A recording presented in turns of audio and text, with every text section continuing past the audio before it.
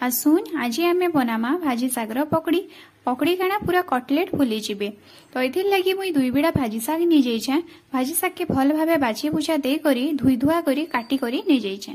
एबे मुई गुटे गिना रे 7 ରୁ 8 चम्मच बेसन नहीं जाइछे। तार उपरे मुई किछि हल्दी गुण मिर्चा गुण नून कला राइस आपण चाहिले धोला राइस भी नहीं पारबे छेचा अदा के आरु किछि उइल के काटी करी नहीं छे आर मेसिंगा पतर दे दे छे आर आवश्यक अनुसार पानी दे करी एटा के भल भावे मुई 5 ରୁ 7 मिनिट तक गुले नौ छे।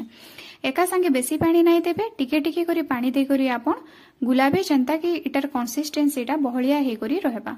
भल भाबे बेसन के गुले गुला सारला परे तार उपरे हमें भाजी साग के दे दमा आर गुले नामा।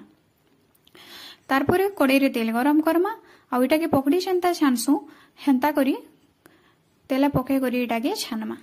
देखमा इटार गुटे साइड हे गला परे आर गुटे साइड के उल्टे दमा और पकड़ीर कलर जनता लाल हे आसबा सेंता इटा के आर गुटे जगह के काढ़ी आनमा। देखुन इटार कलर पूरा चेंज हे आसला न। एंता आपण थोड़े घरे ट्राई करी देखुन देखिबे बहुत बढ़िया लगबा और छुआ माने भी इटा सब बेले बनाबार लगी आपन को कहबे।